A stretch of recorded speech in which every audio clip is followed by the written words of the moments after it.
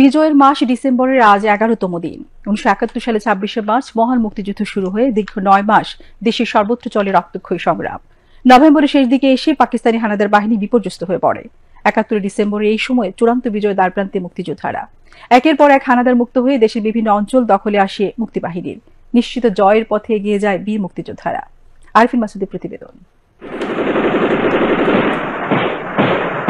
1971 ডিসেম্বরের প্রথম 10 দিনেই বিজয় নিশ্চিত হয়ে যায় মুক্তিযোদ্ধাদের।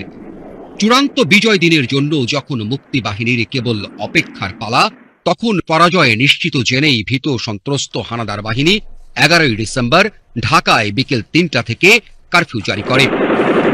দেশের বিভিন্ন অঞ্চলে মুক্তিবাহিনীর প্রবল আক্রমণে একের পর এক ঘাঁটি ছেড়ে পালিয়ে যেতে বাধ্য হয় পাকিস্তানি সেনারা।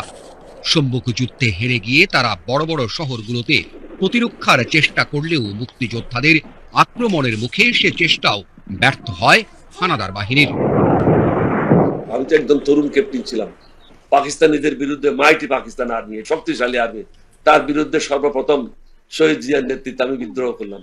মিরেশ্বরী থানার আগে এমন ভাবে পজিশন নিলাম যেন আমার কাছে 500-600 সৈন্য আছে। প্রথম পজিশন আমি 14টা না 13টা লাইট মেশিন গান নিয়েছিলাম, একটা হেভি মেশিন গান নিয়েছিলাম, আর একটা মোটর ছিল হাবলদার সিদ্দিকের নেতৃত্বে। গাড়ি নিয়ে আসতেছিল পাকিস্তানিরা। তারা যখন রেঞ্জের মধ্যে চলে আসলো, উভয় দিক থেকে আমার লাইট মেশিন গান এবং মেশিন গান ফায়ার করতো। তাদেরকে বললাম যে সবচেয়ে পিছনের গাড়িটাতে ফায়ার করবা আর সবচেয়ে আগের গাড়িটাতে ফায়ার করবা, কোনো গাড়ি যেন নড়াচড়া করতে না পারে। আমি মধ্যের জায়গাটাতে চলে আসলাম, আমার কাছে রিকয়েললেস রাইফেলের গুলির কাছে আসলাম। 3টা গুলি ছিল মাত্র। দ্বিতীয় রাউন্ডটা ফায়ার করলাম, ওটা মধ্যখানে গিয়ে একটা গাড়ির উপরে বাস করলো, গাড়িটা জ্বলে গেল, আশেপাশে গাড়িগুলি জ্বলে গেল। এইভাবে তাদের সাথে আমাদের সন্ধ্যা পর্যন্ত যুদ্ধ চলল। 71-এর এই দিনে টাঙ্গাইলের সার্কিট হাউসে আত্মসমর্পণ করে শত্রু সেনারা। এদিন ময়মনসিংহের হালুয়াঘাটে মুক্তিযোদ্ধা জনতার প্রতিরোধের মুখে পালিয়ে যেতে বাধ্য হয় হানাদার বাহিনী। মুক্তিযোদ্ধাদের প্রচন্ড আক্রমণে এই দিন চট্টগ্রামের সীতাকুণ্ড থেকে পালিয়ে যায় শত্রু সেনারা। একই দিন সন্ধ্যায় বগুড়া রংপুর সড়কের গোবিন্দগঞ্জে হানাদারদের ঘাঁটির ওপর হামলা করে যৌথ বাহিনী। সারা রাত যুদ্ধের পর সকালে আত্মসমর্পণ করে পাকিস্তানি সেনারা। কুমিল্লা সেনানিবাসে মিত্র বাহিনীর আর্টিলারি হামলায় টিকতে না পেরে ক্যান্টনমেন্ট ছেড়ে চান্দিনার দিকে পালিয়ে যায় হানাদাররা।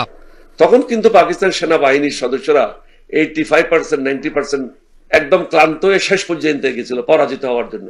এই সময়টা ইন্ডিয়ান আর্মি বেছে নিল। এই পরাজয় হওয়ার মোক্ষম সময়ে তারা নেতৃত্বটা হাতে নিয়ে নিল।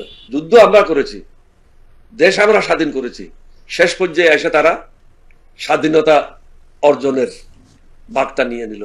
এভাবেই একের পর এক যুদ্ধ জয়ের গল্প লেখার মধ্য দিয়ে চূড়ান্ত বিজয়ের পথে এগিয়ে যায় বীর মুক্তিযোদ্ধারা। আরফিন মাসুদ, বাংলাদেশ টেলিভিশন।